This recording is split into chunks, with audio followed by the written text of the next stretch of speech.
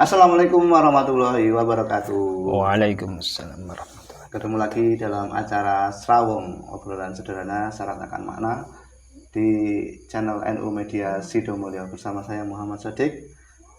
Kali ini kita akan ngobrol-ngobrol santai dengan seorang dai atau ustadz muda di Salaman. Beliau ini sudah menjadi pengisi pengajian dan juga tulisan di NU online. Ya, walaupun beliau ini berasal dari desa kecil di Salaman yang namanya Banjarharjo. Nah, kita akan ngobrol langsung kenalan dengan beliau. Beliau adalah Ustadz Ahmad Muntaha atau yang biasa disapa Gus Taha. Assalamualaikum Gus Taha. Waalaikumsalam warahmatullahi wabarakatuh. Apa kabar? Alhamdulillah sehat Pak Sodik. Ramadan sehat nggih. Alhamdulillah puasa lancar Gus ya. Alhamdulillahirabbil alamin lancar. Dan ini alhamdulillah terima kasih Gus, ini saya dan teman-teman bisa ngaji tiap minggu itu ya. Alhamdulillahirabbil alamin. Dan seru sekali itu ngaji tentang ihya gitu. Ya, nggih. Itu sudah berapa lama itu Gus? Sudah sejak tahun 2002-an kurang lebih ya. 2002. Ya, tahun 2002. Jadi saya pulang itu 2020. Kemudian kenal sama teman-teman yang di sini, kemudian kurang lebih tahun 2002 itu kemudian kita ngaji ya dengan pasang surutnya. Alhamdulillah sampai sekarang kok ketemu jenengan gitu. 2002? Ya, 2000. Covid ya. Oh, 2020 ya. Oh, 2020 ya, ya, 2020. Udah lama ya? Ya, 2000 ya. Berarti kita bisa dikatakan beruntung juga. Tapi kalau melihat seperti itu jadi kayak rugi ya. Kita ternyata sudah sejak Covid 2020 sudah mulai ngaji. 2022. 2022. Itu sudah 3 tahun berarti dan kita baru ketemu ya. Itu berarti namanya rezeki, namanya hidayah itu. Seperti itu ya. Kita lumangsane merasa ini dapat bisa ngaji itu ternyata sudah lama gitu. Informasinya baru sampai Gusti Allah baru ngasih ya. Baru ngasih tahu sekarang. Seru sekali itu ngajinya Gus. Itu kayak apa? Kayak kita sering dengar khutbah kan macam-macam ittaqullah dan yang lain sebagainya kan. Nah, kita itu dengar tapi entah kapan kita itu akan bisa melakukannya kan kadang nggak judu seketika itu. Jadi kapan nih kita akan ketemu? Itu namanya hidayah itu kita nggak tahu. Iya. Yang penting kita ikhtiar aja Gus ya. Itu ngajinya itu dulu awalnya bagaimana Gus bisa ngadakan gitu? Satu pertama kali ketika saya pulang Covid dari Surabaya ke Magelang ke Banjarharjo ke pagar gunung ini, kemudian ya karena saya asal desa sini tentu lebih mudah komunikasi dengan teman-teman yang ada di sini. Akhirnya komunikasi pertamanya bukan lewat ngaji, akan tapi buat konten. Buat konten. Kita buat film pendek beberapa, kemudian di YouTube karena saya memang dari Surabaya sudah mulai ngaji online, sudah mulai seneng gitu. Kebetulan ada temen juga dari Jogja yang dulu temen SMA main ke sini ngajarin saya biar bagaimana sih buat konten yang lebih rapi itu. Termasuk konten yang tambal ban itu ya? Nah, itu sudah di sini. Lagi viral loh. Oh iya. Lorenza ya. Lorenza. Tukang tambal ban itu. Iya, judulnya apa ya? Wong lawasan kita tampil liyane minggir. Nah, itulah. Itu produk pertama itu. Nah, itu produk pertama kita buat channel Pagar Gunung Media. Kalau di Sidomulyo ada NU Media Sidomulyo ya. Kalau di sini saya buat sama teman-teman itu Pagar Gunung Media. Pertama podcastnya juga di sini. Nah, pertama podcastnya juga di sini. Kemudian akhirnya sekarang channel itu ya teman-teman yang menggunakan. Lagi itu pertama kali saya ketemu kemudian ngobrol itu lewat pembuatan konten itu. Dulu itu ada Mas Dayat yang jenengan sudah kenal. Ada anaknya Kiai Afif di sini, Mas Reha yang di Berjan. Kemudian ada beberapa yang lain. Itu mencoba membuat film pendek. Ternyata jadi dan bermanfaat karena pada waktu itu kita sasarannya adalah menggali potensi lokal yang ada di sini. Nah, kenapa itu kok akhirnya laris? Judulnya itu kan tambal ban online ya.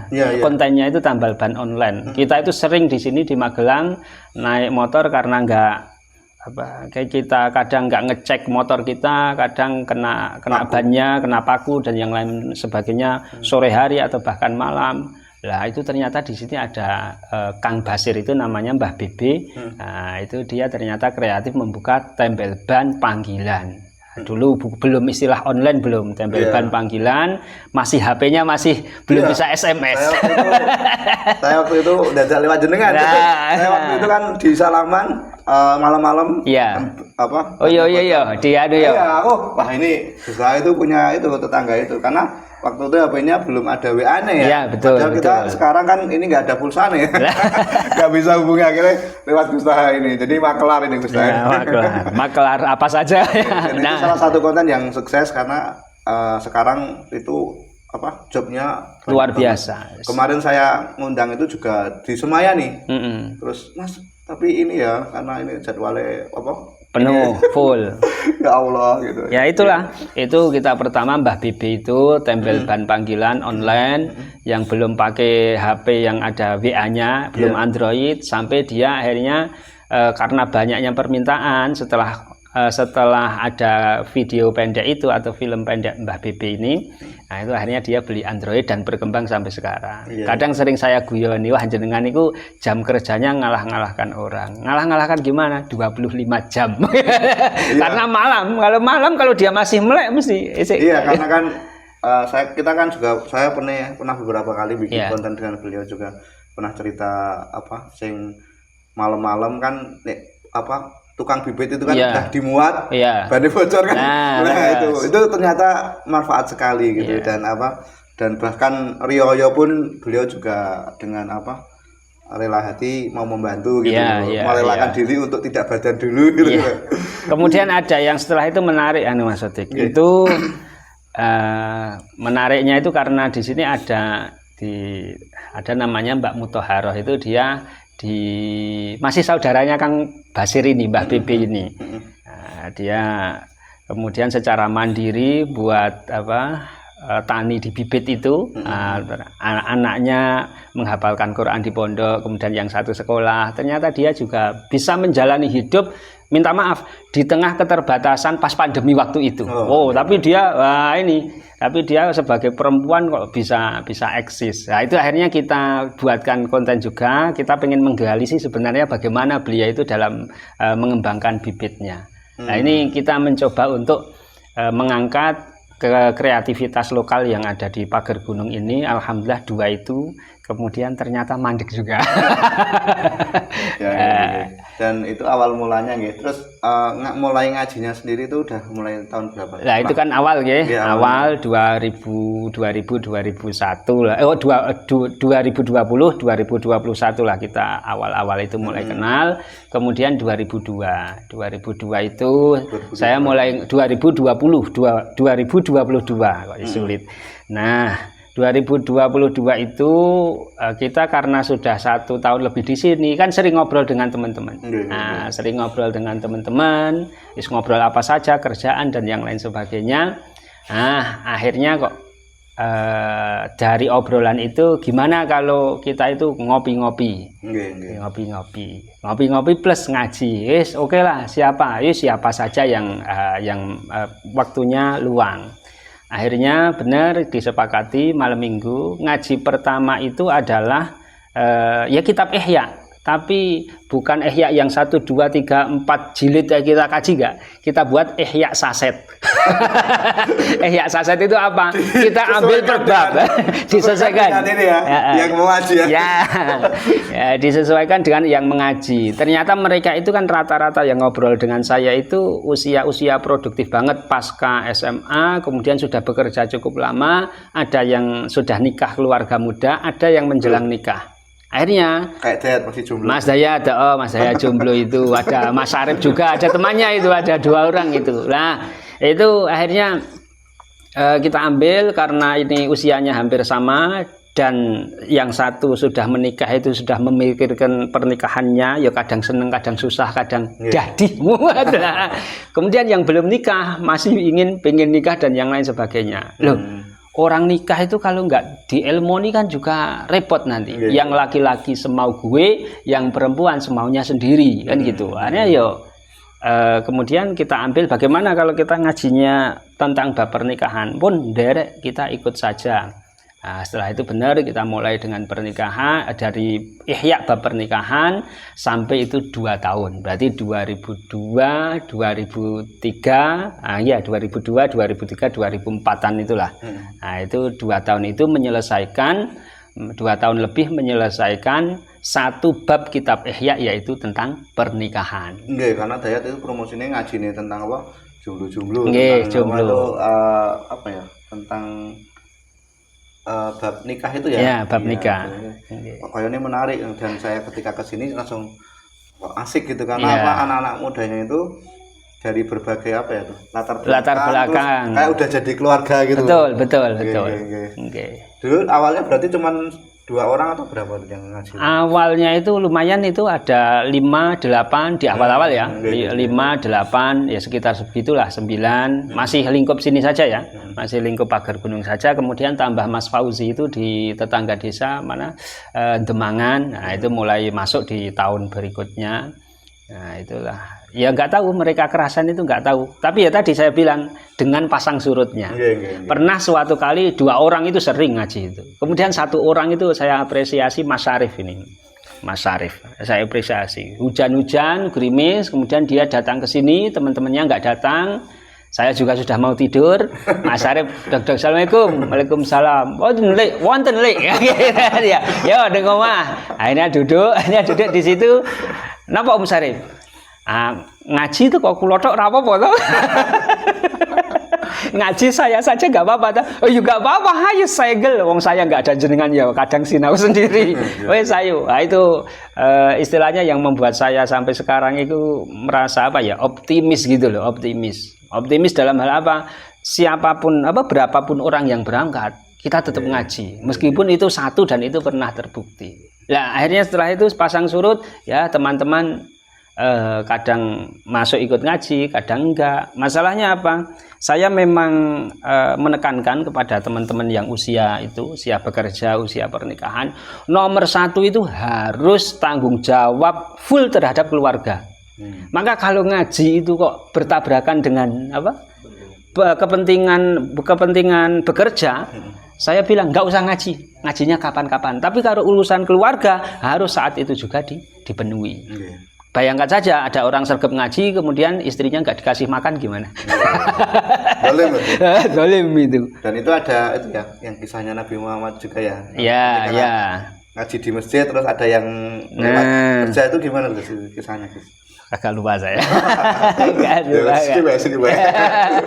Intinya diharu-harui itu diharu-harui terus Nabi Muhammad. Nah, itu juga bagus, nggak harus ngaji di sini tapi memenuhi kebutuhan keluarga gitu kan.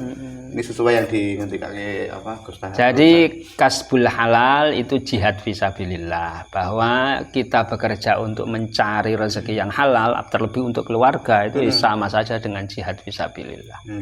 Nah, luar biasa. Jangan merasa yang ngaji itu lebih ini penyakitnya orang yang suka ngaji dan yang sudah tertata ngajinya, dia akan berpikir wah seorang ngaji itu sesat dan yang lain sebagainya, jauh dari Tuhan dan yang lain sebagainya.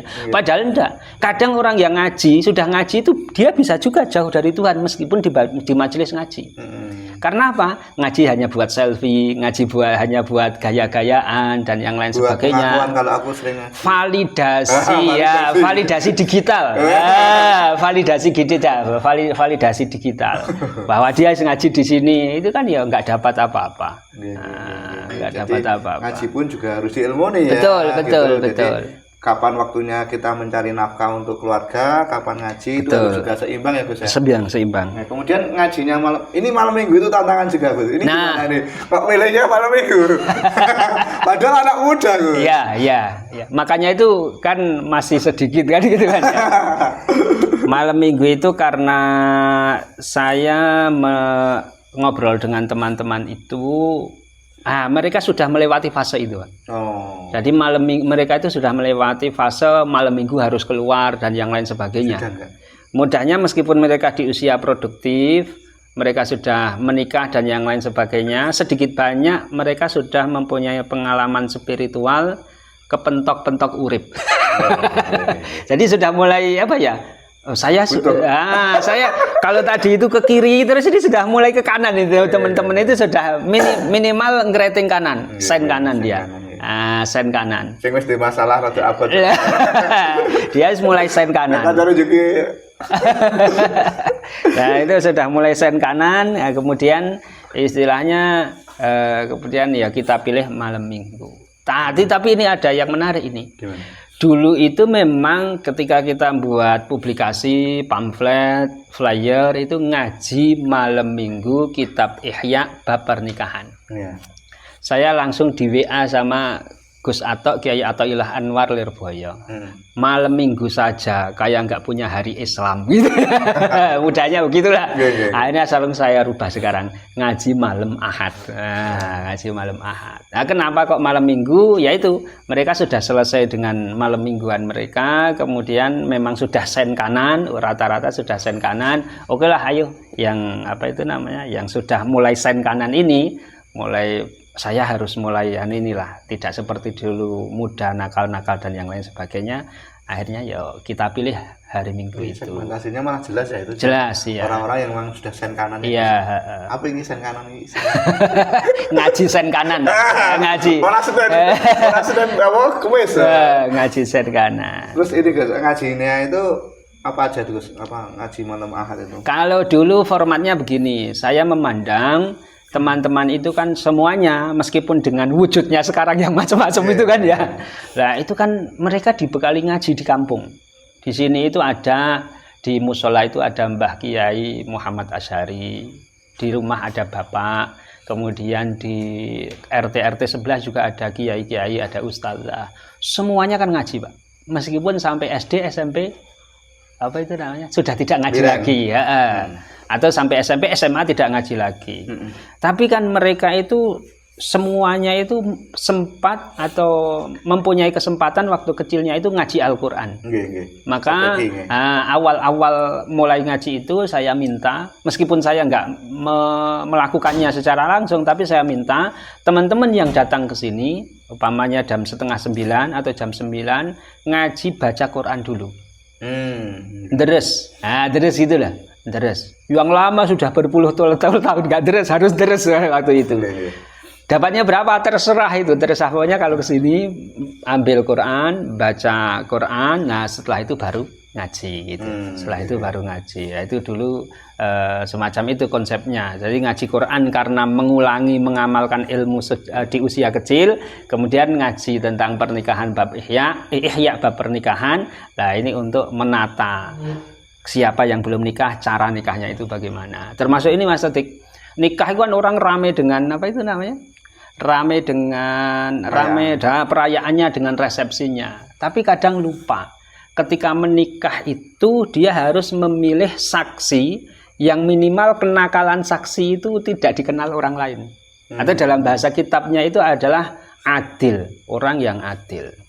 Nah, itu akhirnya saya sampaikan juga, nanti kalau yang belum nikah, kalau mau nikah cari saksi yang benar. Maksudnya cari saksi yang benar itu minta maaf, orang yang masih sen kiri jangan dijadikan saksi. Orang yang masih sen kiri jangan dijadikan saksi. Nah, itu akhirnya kemarin yang nikah juga begitu. Nah, ini setelah berjalan-jalan itu pernikahan selesai ya, 2 tahun lebih ya. Nah, kita masuk ke bab yang selanjutnya, yaitu setiap orang itu pasti dia itu bekerja, pasti entah itu jadi pedagang dan yang lain. Maka kita ambil saset dari kitab Ihya yang lain, yaitu bab muamalah. Dari kitab Ihya yang tebal Imam Al-Ghazali itu kita buat saset-sasetnya ya. Karena generasi saset. Ya, betul. Generasi saset. Sudah mempertimbangkan berbagai hal gitu. Iya. Tidak asal ngaji gitu. Betul. fenomena yang terjadi gitu. Betul. Kemudian itu sebelum ngaji kalau sekarang ada itu ya salat taubat gitu. Salat taubat. Nah, itu akhirnya perkembangan selanjutnya. Masuk teman-teman yang dari luar kampung sini, kemudian mungkin saja saya tidak tahu, ada yang mungkin sudah darus di rumah membaca Al-Qur'an sendiri, kemudian di sini tidak baca, atau mungkin ya memang dia belum terbiasa deres Al-Qur'an. Jadi di sini nggak baca. Akhirnya itu hilang. Kemudian ngaji saja. Kemudian ganti bab ini, bab muamalah ini, saya pikir-pikir kita itu tidak hanya butuh diasah otaknya saja, tapi juga hatinya. Kalau kemarin ada baca Al-Qur'an, sedikit banyak dengar Allah, Muhammad dan yang lain sebagainya di Quran. Nah, ini akhirnya kita pilih, kemudian saya tawarkan ke teman-teman, gimana kalau ditambahi mujahadah? Apa maksudnya? Ikut semua kalau misalnya. Iya. Mujahadah apa maksudnya? Ya karena jenengan niku hamba amatiran, saya bilang gitu ya, hamba amatiran. Kita sholat 2 rakaat, 2 rakaat sekaligus diniati sholat hajat, karena kita butuh kehidupan dunia ini yang sukses, yang sudah sukses bisnisnya, ya pengen bertahan bisnisnya, yang masih dadih, masih pusing masalah rezeki, ya butuh sholat hajat, ya sering kepentok-pentok hidup itu. Kemudian yang kedua, selain hajat juga kita niati sholat tobat. Karena apa? Sungguh indahnya, sungguh apa ya, kalau dibahasakan bahagianya Gusti Allah ketika melihat anak-anak muda loh sudah belajar tobat. Itu kan sudah luar biasa. Nah, itu akhirnya kita isi mujahadah itu dengan 2 sholat rakaat dengan niat 2, 1 sholat tobat, 1 sholat hajat. Nah, setelah itu ya karena anak-anak muda lagi ini pertimbangannya, mereka itu masih belajar, atau saya termasuk itu masih belajar bagaimana sih algoritmanya Gusti Allah masalah rezeki itu gimana. Kan kadang kita usaha ini nggak ketemu kan. Nah, teman-teman juga begitu, sudah lancar. Kemarin itu ada teman yang saya duga ini paling sukses. Ada salah satu teman yang saya duga paling sukses. Sering saya gojoli kalau masalah uang, pokoknya urusannya dia gitu. Tapi ternyata 2 bulan itu free, nggak kerja. Nah, itu kan artinya, maksudnya masalah rezeki itu ya kadang misteri. Misteri. Lah, itu kita mencoba meraba algoritma rizki Gusti Allah melalui mujahadah hasbunallah wa ni'mal wakil. Nah, ya biar lebih didekatkan, biar lebih dimudahkan, biar lebih umpamanya yang sudah sukses lah ini bisa bertahan dan meningkat. Gitu. Dan yang masih gejek-gejek ya bisa rezekinya. Nah, iya. Ya. Minimal ini Pak Sodik, yang pas jatuh plek gitu loh, dia itu tidak blank, tapi dia itu ketemu Gusti Allah, akhirnya baliknya itu loh. Melalui hasbunallah wa ni'mal wakil. Hasbuna, zat yang mencukupi hidup kita itu adalah Allahu Gusti Allah, wa ni'mal wakil, dan sebaik-baiknya pihak yang dipasrai, sebaik-baiknya orang yang diwaduli, yang diadui adalah Gusti Allah. Saya bilang makanya kita kerja apa saja jangan pilih-pilih, urusan nanti yang mau melariskan dagangan kita, urusan mau yang bayar kita dan yang lain sebagainya dipasrahkan Gusti Allah. Iya. Terus sekali. Ini jenengan ini kan termasuk ini ya baru pulang gitu. Iya, memang perjuangannya Gusti Allah untuk di kampung halaman.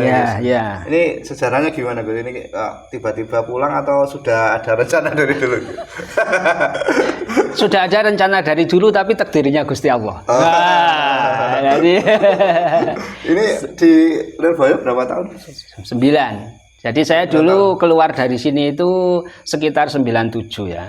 Saya mulai keluar sekolah di MTS Negeri Magelang, mondok di Mbah Abbas Nepak Imadutulabah 3 tahun. Karena mondok di Magelang 3 tahun. Karena Nepak Mertoyudan. Gus kan? Gus Ali Usman Ali. Mertuanya, di mertuanya. Ya, saya di sana. Tapi yang dilanjutkan sekarang sama bukan? Beda. Ya beda. Kalau itu pengembangan, Kiai Simen Usman Ali itu pengembangan. Yang mertuanya ini. Mertuanya ya. Mondok di situ 3 tahun. 3 tahun ya, di situ 3 tahun karena ngikuti Mbak di situ.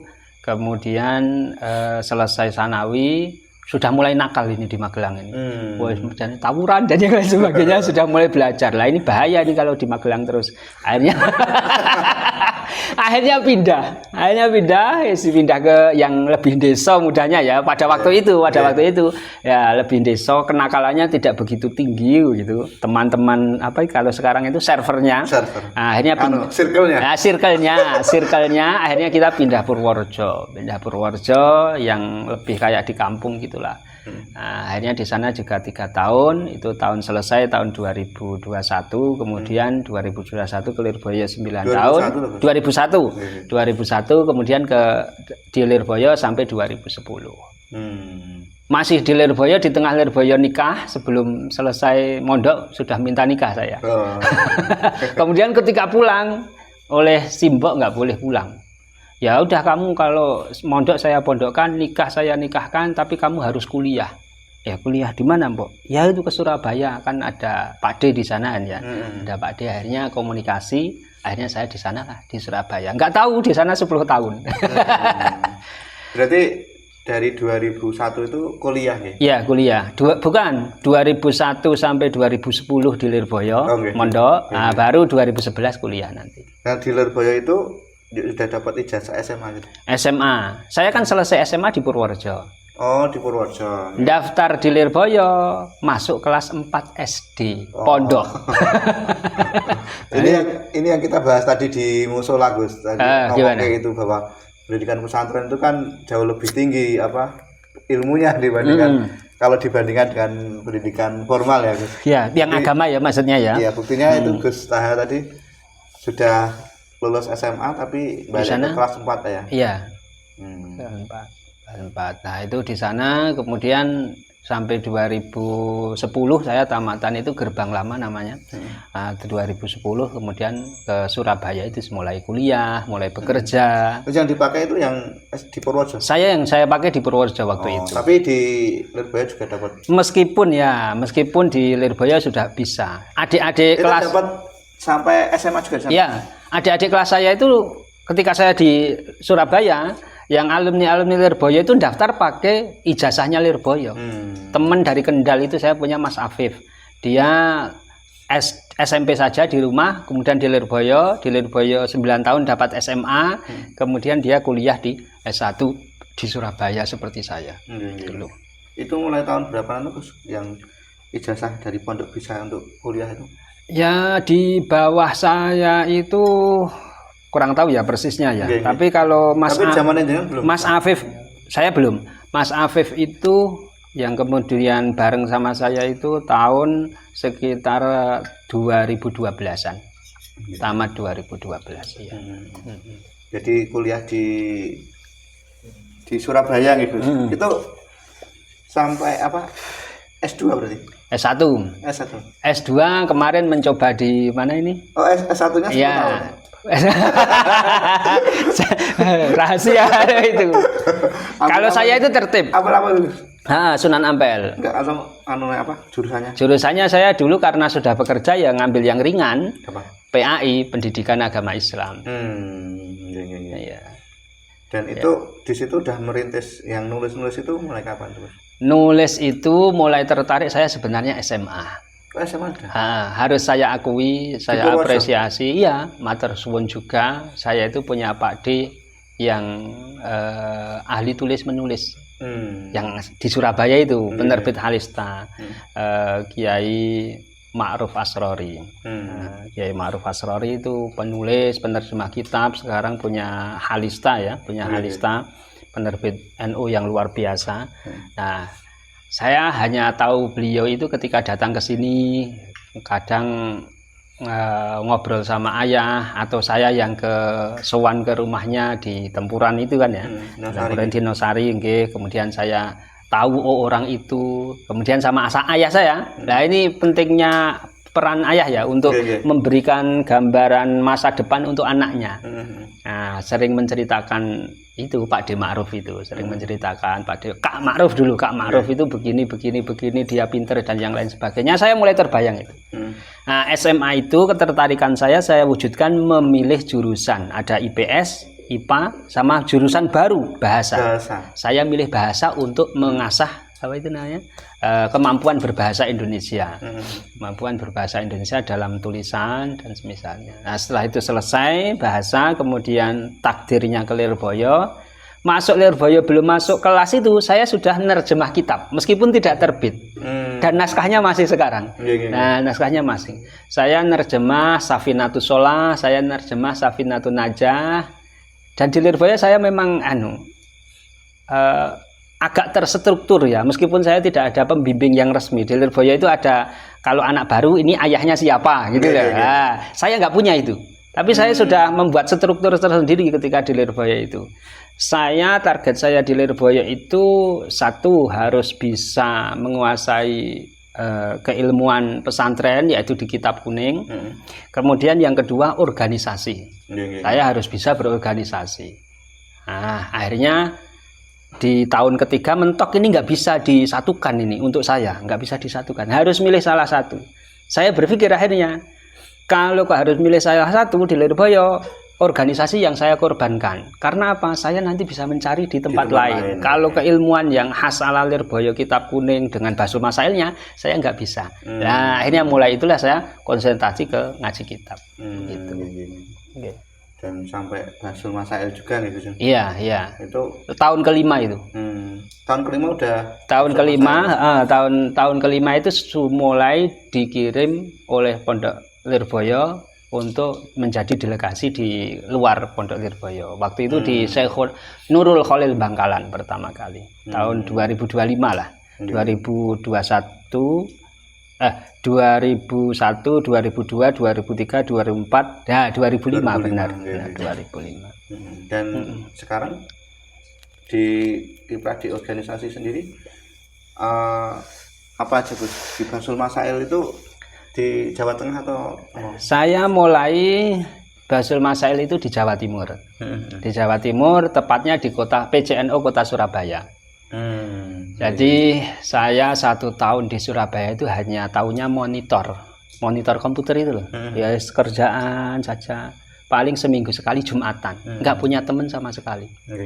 Nah, akhirnya kontak-kontak. Saya di antara yang awal, saya harus memberikan apresiasi juga. Gus Samton itu Malang. Sekarang Kepala Kemenak Kota Malang. Nah, itu putranya Kiai Mas Duki Mahfud. Kiai Mas Duki Mahfud itu Rais Suriah PWNU Jawa Timur waktu dahulu. Nah, itu saya telepon, saya lewat Facebook tanya ada temen di Surabaya enggak yang sukanya Basul Masail. Nah, akhirnya diteleponkan temannya yaitu alumni Ploso Ustadz Ma'ruf Khozin yang terkenal sekarang di media sosial. Sama Ustadz Ma'ruf Khozin akhirnya diajak ke PC untuk ngaji Ramadan kayak begini nih, habis maghrib ngaji Ramadan, habis Isya ngaji Ramadan. Nah, setelah ngaji Ramadan kemudian saya tanya-tanya Basul Masail ada. Nah, mulai Basul Masail di PCNO itu. Itu sekitar tahun 2014 saya. 13-14 ya. Nah, mulai itulah, setelah itu kemudian di PWNU Jawa Timur yang kantornya di Surabaya ada pergantian pengurus. Dibutuhkan anak muda yang bisa Basul Masail, yang bisa tulis menulis. Dari sekian itu ketemunya namanya saya. Nah, itu juga alumni Ploso juga ini, teman-teman Ploso semua. Gus Mahfur ini. Nah, terus ada yang unik itu, Kiai Azhar itu ketuanya LBM. Kiai Azhar itu ada obrolan begini. Ini siapa Gus? Siapa orang ini? Ya itu ya sesuai spesifikasi yang jenengan butuhkan Kiai, anak muda bisa Basul Masail, bisa tulis menulis, ya orangnya ini. Kiai Azhar karena belum kenal itu masih minta mikir-mikir, tapi jenengan kafilnya ya, maksudnya jenengan yang tanggung jawab anak ini ya. Kalau ada apa-apa ya. Ada iya sudah ya gitu kan ya, udah. Akhirnya saya masuk di wakil sekretaris LBM PWNU Jawa Timur. Nah, masuk di LBM PWNU Jawa Timur di wakil sekretaris. Kemudian setelah itu ketika ketemu, itu setelah ya ada 1 tahunan lah.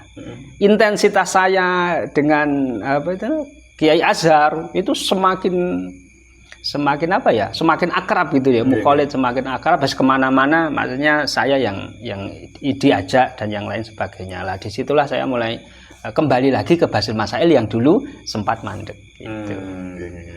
Itu kiprah beliau di Basul Masail Jawa Timur gitu. Jawa Timur. Dan menjadi penulisnya waktu itu. Iya, ya ngedit. Ngerekap hasil. Ngerekap hasilnya, kemudian didajiin buku gitu. Iya itu. Dan Basul Masail itu ya, menurut pengetahuan saya itu ya, sing ilmunya dhuwur karena ya harus membahas berbagai persoalan. Berbagai perspektif ya. Iya, tidak hanya kitab kan. Maksudnya ya udah. Nah ini ceritakan sekaligus Gus. Apa Basul Masail itu apa Gus? Basul Masail itu adalah proses pengambilan hukum di lingkungan Nahdlatul Ulama. Di dunia ini kan yang ada yang hanya di Nahdlatul Ulama. Mulai dari permasalahan-permasalahan ibadah maupun permasalahan sosial, bahkan ketatanegaraan, permasalahan global di dunia. Tuh, diantaranya upamanya kemarin saya ngaji itu ada pertanyaan, bagaimana kalau orang itu sholat wajib atau sholat sunnah, sekarang ya sholat tarawih itu, kemudian di masjid itu ada anak-anak itu kan ya main mercon kan yang itu kan mengagetkan. Akhirnya dia itu kaget. Kemudian pertanyaannya adalah kalau orang kaget, serius kagetnya, itu apakah membatalkan wudhu apa tidak? Wudhu apa sholat? Wudhu dan sholatnya tentunya, wudhunya. Tapi ini yang ditanyakan wudhunya. Orang yang sudah punya wudhu, kemudian kaget ada mercon atau yang lain sebagainya. Kalau kita mungkin di jalan itu kaget ada mobil ada apa gitu lah. Itu membatalkan wudhunya apa tidak? Itu juga bisa dibahas di Basul Masail dan sudah di Basul Masail kan di Pondok Pesantren Sidogiri kalau enggak lupa. Nah, itu akhirnya dijawab oleh ada kitab itu Kasyifatus Saja Riyadul Badi'ah karyanya Syekh Nawawi Banten yang menyatakan bahwa hilang akal itu akan menyebabkan orang batal wudhunya. Bi ayyi wajhin, dengan cara apa saja. Tidur, kecuali tidur duduknya yang begini ya. Kemudian pingsan, kemudian gila, kemudian termasuk ada bahasa Syekh Nawawi Banten itu menyatakan orang yang kaget terkena bledek. Halilintar bledek duar gitu. Kemudian ada orang yang dikagetin temannya dan yang lain sebagainya. Nah ini termasuk kalau kok itu memang benar-benar membuat kesadaran dia itu hilang seketika, maka itu batal wudhunya. Nah ini kan satu Basul Masail, salah satu materi Basul Masail yang ringan. Kalau yang berkaitan dengan kehidupan berbangsa dan bernegara, umpamanya dulu tahun 2000 berapa ya, saya membuat draft itu 2017 ketika rame-ramenya itu intelijen Amerika yang akhirnya meminta suaka politik ke Rusia, Snowden siapa, dia membocorkan data-data itu. Akhirnya ada pertanyaan begini, bagaimana hukumnya melakukan penyadapan untuk pertahanan negara dan penegakan hukum. Nah itu akhirnya bagaimana itu. Nah itu salah satu materi Basul Masail yang raksasa gitulah, yang raksasa. Tingkatnya dunia. Ya, tingkatnya dunia. Itu kan harus harus membaca berbagai macam informasi kan? Iya, itu. Makanya ya enaknya di Basul Masail itu maksudnya untuk santri-santri yang terlibat di Basul Masail ya. Dia itu diberi tantangan yang besar gitu loh. Berpikir besar, tidak hanya mikir masalah wudhu dan yang lain sebagainya. Ya, kadang masalah sosial, kadang masalah negara, kadang masalah dunia itu diajak ya. Luar biasa sekali. Jadi memang butuh literasi dan rujukan yang luas ya Gus. Iya. Dari berbagai kitab dan sebagainya gitu. Dan ini dengan tadi kembali ke dan sekarang ini jadikan ya di Jawa Tengah juga. Jawa Tengah ya. Ya. Nah, setelah itu kan gini, mulai di Jawa Timur mulai beraktivitas. Pernah suatu ketika PBNO itu rapat pleno di pondok pesantrennya abahnya Kiai Said Agil di Kempek. Sawal-sawal setelah puasa kayak gini, saya ditelepon dari Jawa Timur, Pak Muntaha posisi di mana? posisi saya di Magelang. Kalau begitu nggak usah pulang ke Surabaya, bablas ke mana itu nah? Bablas ke Cirebon, makili PWNU Jawa Timur untuk rapat pleno Basul Masail. Jadi dari Jawa Timur saya saja gitu. Akhirnya saya telepon Pak D Said yang sekarang Katib itu ya, Katib Am PWNU itu, Pak D, jenengan tindak ke Kempek napa mboten? Iya, mangkat piye? Aku lo sareng no, anu ben gratis kan gitu ya. Akhirnya saya berangkat. Saya Pak D. Iya, kabar Katib Am. Tapi dulu belum. Belum. Dulu di Jawa Tengah beliau kayaknya. Saya Pak D Said, kemudian Pak D Akil pada waktu itu. Nah, kemudian itu berangkat ke sana. Ada ya ketemu Gus Gofur, ketemu Kiai siapa Isomuddin, ketemu Mas Nusron Wahid dan yang lain sebagainya ya. Di situ itu pertama kali dipercaya untuk ikut Basul Masail di PP. Nah, mulai saat itu mulai kenal kan, mulai dekat dengan teman-teman di PB yang Basul Masail, yang di penulisan dan yang lain sebagainya. Nah, tahun 2020 ada COVID, saya pulang di sini karena mungkin nganggur ya. Nah, dan tahu orang-orang itu saya di rumah. Lah di Jawa Tengah kan sudah connect di Jakarta. Sering biasa Basul Masail, sering Basul Masail. Ini yang di Jawa Tengah, meskipun saya bukan pengurus, ditelepon kalau ada rapat itu. Pak Muntaha, jenengan bisa nggak ikut rapat? Saged Gus, wonen Basul Masail kalau seneng. Akhirnya dijak rapat. Ada tantangan. Ada. Akhirnya ya karena nggak punya kerjaan itu. Nah, akhirnya setelah itu pergantian pengurus, saya dimasukkan di wakil ketua. Nah, LPMPW ya, Jawa Tengah. Sampai sekarang ya. Ya, ada bahasa begini dulu orang tanya, loh Mas, jenengan itu nggak tahu, sekarang mutasi ke Jawa Tengah. Jadi kayak pejabat itu. Iya. Orang itu di Jawa Tengah. saya itu mutasi, saya belum masuk itu, saya belum masuk. Oh, nyun ngapunten, di NU itu khidmah, kita itu bukan pejabatan dan yang lain sebagainya. Orangnya tahu itu kalau jadi pengurus NU, kayak saya dulu di Jawa Timur di LBM itu ya gajian dan yang lain sebagainya. Kalau kemudian pindah ke Jawa Tengah bisa ngurus surat mutasi ke Jawa Tengah, gitu kan enggak itu. Benar konangan ya jadi aja. Enggak konangan juga enggak diajak ya guys ya. Ya, enggak konangan enggak diajak. Ya minat itu juga kan ya. Minat. Kaitan dengan ini apa penulisan itu kan jenengan sampai menulis juga di NU online itu kan. Itu berawalnya dari mana itu? Ya tadi kan ya setelah LBM di LBNU itu. Di Lirboyo itu mulai menulis tadi di awal masuk itu meskipun nggak terbit. Ini tadi sambungannya tadi organisasi sama keilmuan. Saya di Lirboyo milih keilmuan Basul Masail. Itu juga sejak awal saya begini, itu kan usia SD ya, berarti masih sekitar 7-8 tahun kemudian. Saya itu punya cita-cita selain harus jadi delegasi Lirboyo Basul Masail keluar, saya harus jadi ketua tim karya ilmiah ketika nanti tamat 2010. Sudah saya rancang itu, makanya saya belajar tulis menulis Basul Masail. Akhirnya benar, ketika pembentukan di tim karya ilmiah itu, yang jadi ketuanya ya guru-guru mustahik bilang, Muntaha kamu jadi ketua. Siap, ini saya impikan sejak dulu.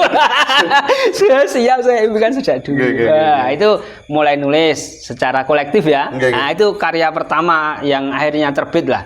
Nah, itu saya nulis tradisi pesantren dan masyarakat menjawab vonis bid'ah. Itu konteksnya ramenya teman-teman saudara-saudara Wahabi itu kan menyalah-nyalahkan kita tentang tahlilan lah, tentang manakiban lah, tentang maulidan lah dan yang lain sebagainya, nyadran lah.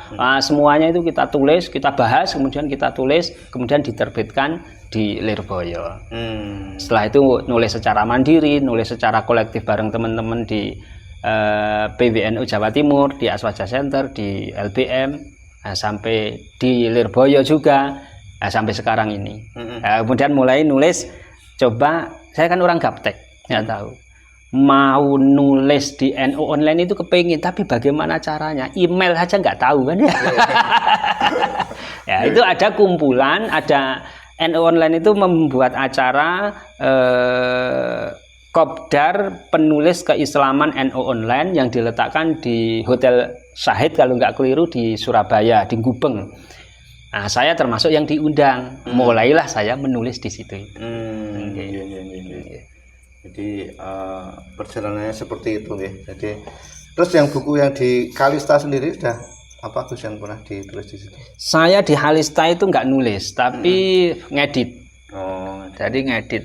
Nah, jadi ngedit itu berarti ya tulisan mentah untuk dijadikan buku. Tulisan mentah dijadikan buku itu paling fenomenal ya kitab sucinya Kiai-Kiai NU. Namanya Ahkamul Fuqaha, keputusan Muktamar, Munas, Konbes, Kongres NU sejak berdirinya 1926 sampai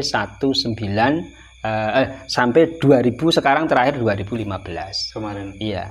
Nah, saya diberi amanah, diberi kepercayaan untuk meneliti yang buku yang sudah jadi itu kurangnya di mana. Ternyata juga banyak karena kiai-kiai dulu mungkin secara administrasi kurang begitu rapi.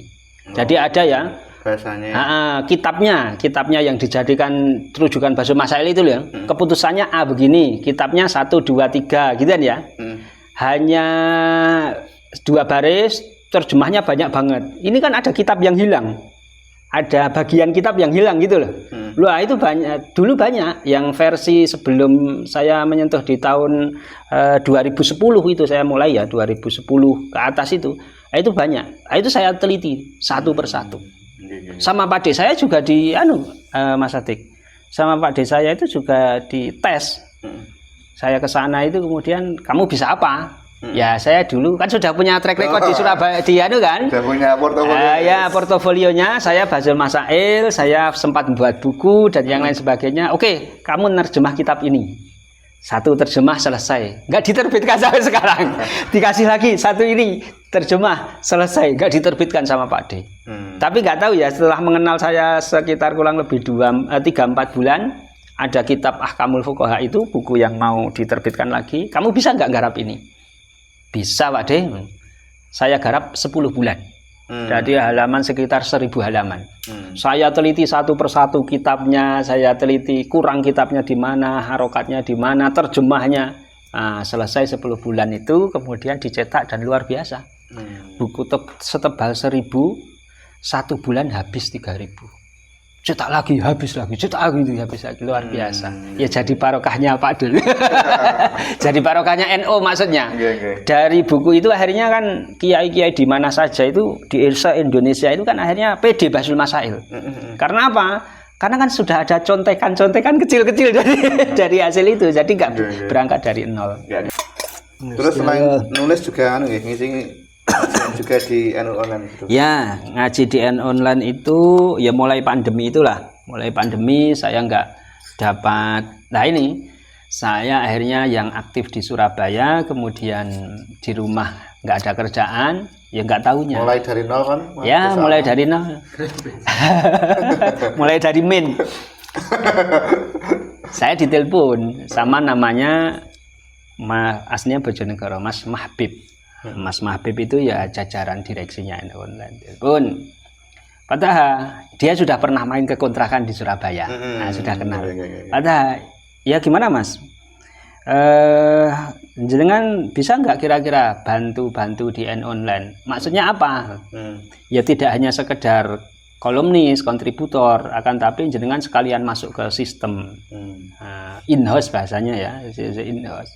Tugas saya apa? Tugas jenengan di keislaman. Pokoknya tulisan-tulisan keislaman itu sementara ini kan ada Haji Al-Hafidh Kurniawan yang menghandle. Dia sendiri kan juga, maksudnya kalau sendiri kan repot dan sudah bertahun-tahun ini perjuangan teman-teman. Akhirnya saya suruh istilahnya duet sama Haji Hafidh ini, sampai sekarang. Nah, sampai sekarang mulai itu sampai sekarang akhirnya di online. Apa? Di bagian keislaman, divisi keislaman. Jadi istilahnya di redaktur keislaman NU online. Setiap tulisan keislaman yang masuk di NU online, nah itu nanti dibahas, ditentukan apakah ini terbit tidak, layak terbit tidak. Kalau ada pembenahan sisi mana, itu day to day setiap hari. Kita kerjanya 24 jam. Ya saya sekarang ada beberapa, diantaranya saya Haji Hafidh, Ustadz Amin Nur Hakim Tangerang, kemudian yang satu dari Mandailing Padang, Ustadz Zen, kemudian ada Ustadz Ais Subang, ya 5 orang inilah kurang lebih ya. yang setiap hari, setiap saat nggak kenal waktu ngurusi itu. Sampai bahasanya kita ini kepalanya jadi anget sampai sekarang. Karena apa? Bukan itu ya, kerjaan itu ya. Ya kalau gimana, bayangkan saja kalau tulisan keislaman masuk NU Online itu jadi rujukan. NU Online itu kan situs resmi PBNU. Iya. Kalau kayak itu sampai salah kan yang dipakai kan se-Indonesia bahkan sedunia sekarang. Ya. Lah itu tanggung jawab beratnya kan di situ. NU kan sedunia sekarang. Iya. Makanya iya itu. Lah kemudian baiknya itu maksudnya yang yang sekarang di kita itu hafid itu keislaman bahasa bisa, pengetahuan wawasan apa itu namanya hukum perundang-undangan, konteks sosial sekarang yang ada di Jakarta, dia hidupnya sehari-hari itu. Nah, kemudian dipadu dengan saya yang latar belakangnya memang sejak dulu Basul Masail. Ini kan agak klop gitu loh, agak klop gitu. Jadi alhamdulillah ya, semoga saja manfaat untuk orang banyak, untuk NU, untuk saya juga. Ya itu teman-teman sobat NU Media tentang sekilas tentang profil Gus Taha. Iya. Mudah-mudahan kita bisa mengambil ilmu dari beliau lah. Kita yang ada terutama yang di Salaman ini, beliau sudah melalang buana sampai PBNU. Mungkin bisa tidak menyia-nyiakan lah ada kesalahan di sini ya. Dan ini selain ngaji yang malam minggu itu, malam ahad itu ada yang harian itu, yang reguler saya bahasanya itu anak-anak yang kecil-kecil itu ya sama istri saya dari asar sampai maghrib. Nah, kemudian yang maghrib sampai isya sampai mungkin jam 9 itu ada beberapa teman-teman yang mau ngaji lah, yang sekitar kampung remaja sini. Ini. Apa? Remaja. Itu variatif dan naik turun karena di kampung kan ya. Itu ngajinya Al-Quran gitu ada apa? Bukan, kalau sama saya kitab semua. Yang Quran yang sama istri, yang Quran baca tulis Al-Quran. Kalau sama saya ngaji kitab semua, meskipun ya kitab-kitab dasar, kitab dasar. Ya. Terus yang lain? Yang lain itu hari orang yang sepuh, kita punya majelis ngaji itu hari Jumat pagi jam 5.30 setengah 6 sampai 6:15. Kita memang curi waktu itu, memang curi waktu yang singkat, ya sebelum aktivitas. Kemudian ngopi-ngopi, ngeteh, jam 6:30 biasanya bubar aktivitas. Itu kemudian yang ini. Yang itu ngaji apa, Bos? Nah, itu ngaji yang sekarang itu Sulam Taufik. Ya, Sulam Taufik itu tentang kewajiban bagi muslim. Ya, memang sasarannya kan hal-hal yang wajib. Tapi sebenarnya awalnya bukan itu. Saya konsep ngaji pagi, Jumat pagi itu pokoknya ngaji buat seneng-seneng orang sepuh. Hiburan. Satu dalail, ya, kan orang sepuh itu kan sudah gabut, gak kerja dan yang lain sebagainya, membutuhkan. Iya memang iya. Dia gabut, membutuhkan karena temennya juga udah jarang ya. Mau ngapain juga bingung. Bener, mau kerja, ngoyo-ngoyo anaknya sudah kerja dan yang lain sebagainya. Kalau yang sudah toreko kan sudah punya pegangan bacaan ya, nah, untuk sampai sepuhnya. Kalau yang belum, apa ya?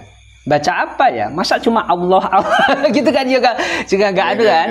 Akhirnya saya mulai dengan Dalailul Khairat dengan Mataliul Masarat, syarahnya itu selama 2 tahun hatam.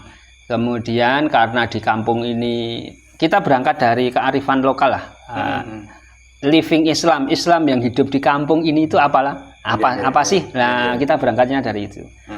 Kemudian Al-Barzanji 1 tahun dengan itu di terjemahan ya.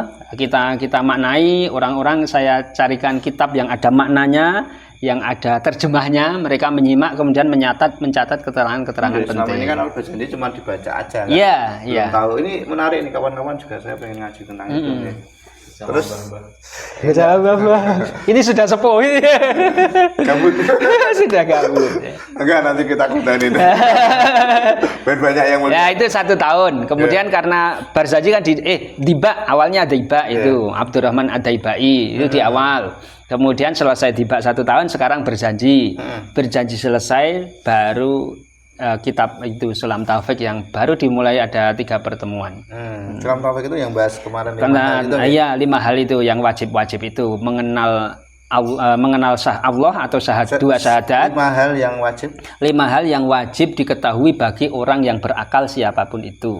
1, makna syahadat atau mengenal Allah, kemudian mengenal sifat-sifat Allah dan Kanjeng Nabi ya, mengenal sifat-sifat dasar Gusti Allah, kemudian yang ketiga mengetahui hukum-hukum ibadah-ibadah wajib, itu, kemudian seperti sholat, zakat dan yang lain sebagainya.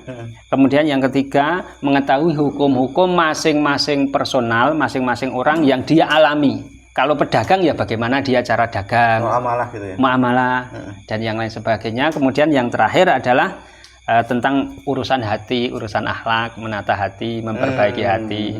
Setiap orang punya penyakit hati masing-masing.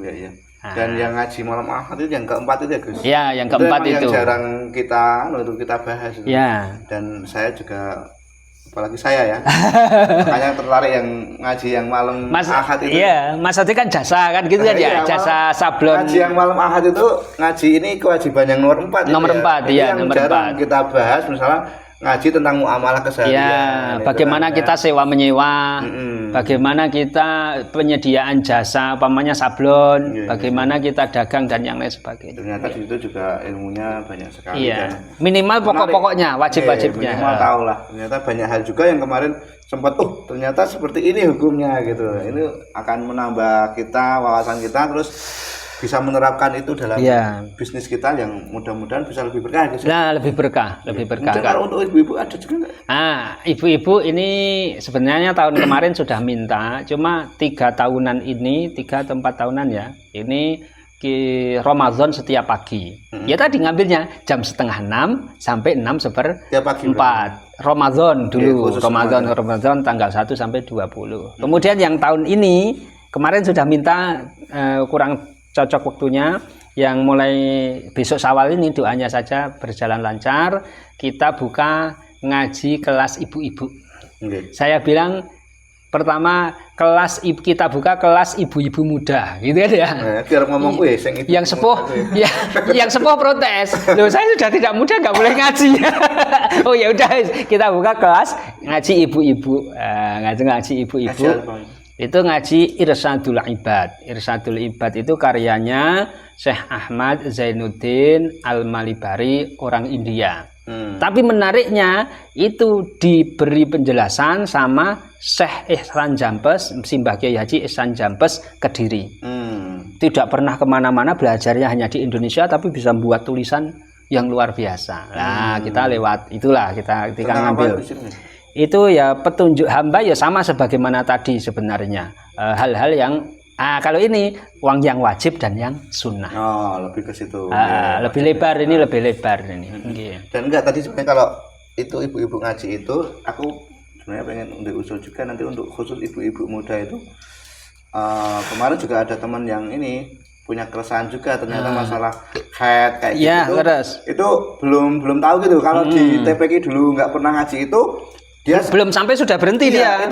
Itu emang nggak dapat Gus. Nggak dapat. Kalau makanya di TPQ tempat saya itu udah digaseke, karena takutnya nanti sudah SD selesai sudah ngaji udah nggak ngaji.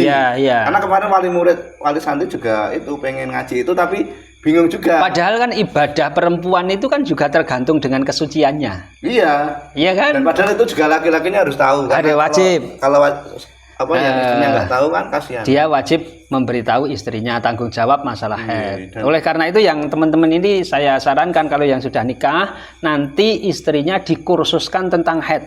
Tidak perlu ngaji kemudian setiap hari atau berkelanjutan. Iya, kursus. Kursus aja Gus yang kilat gitu. Boleh. Salah itu loh. Makanya berapa pertemuan kan? Iya, kan? saya katakanlah karena itu penting loh, itu bagi suami kadang nggak bisa. 6, 8 atau 10 pertemuan. Kita ambil satu pertemuan 45 menit lah. 45 menit. Itu. Katakanlah 8 pertemuan kan 2 bulan kan ya? Nah, 2 bulan, setiap bulan apa? Untuk menggugurkan kewajiban biar ibadahnya istri-istri itu sah itu loh maksudnya. Suaminya selesai, istrinya juga tahu gitu kan, dan bisa ben ibadah sah gitu. Bahkan kalau itu kok yang ngajar itu tidak mau ngajar kecuali dibayar, si suami wajib membayar ini. Iya, karena kewajiban dia. Iya, termasuk juga kan. Karena kewajiban dia untuk ngasih tahu kan.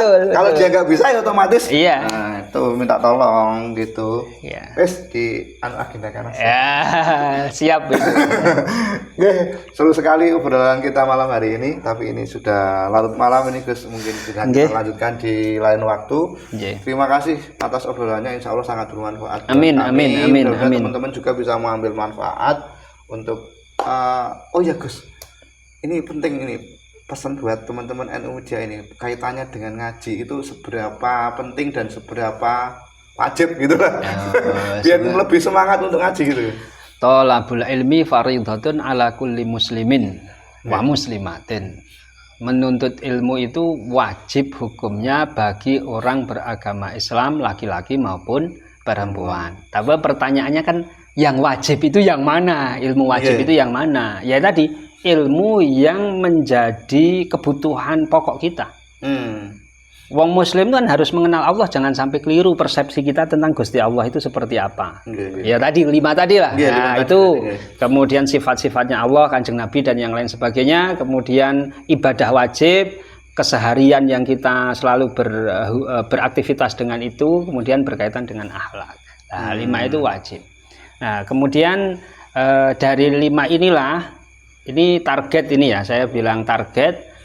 Saya tidak perlu, saya atau teman-teman itu tidak perlu ngaji banyak-banyak.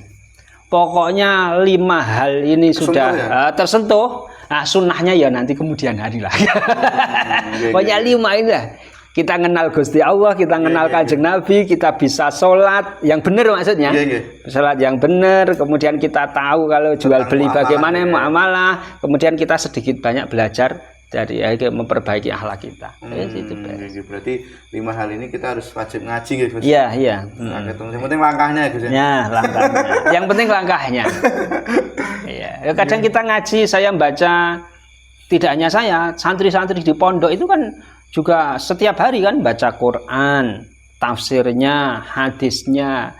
Tapi item masing-masing ayat Al-Quran, kemudian hadis, itu kan belum, kadang sudah paham maksudnya tapi kan belum masuk ke tubuh, belum masuk ke pikiran.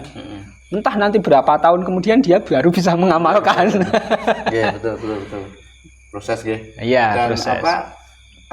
Seberapa penting juga ketika untuk ibadah itu kan, kita harus juga ngaji, terus nggak bisa kita ibadah dengan asal-asalan gitu. Ibadah, kalau kita ibadah asal-asalan bi ghairi ilmin ya la tuqbalu, tidak diterima oleh Allah Subhanahu wa ta'ala.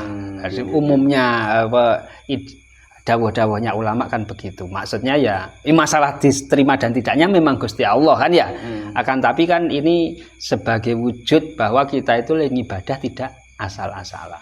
Tapi utamanya ini yang muda-muda ini. Yang muda-muda ini hidup sudah pengalaman kerja di sana, kerja di sini, kepentok sana, kepentok sini. Ini diraba kan?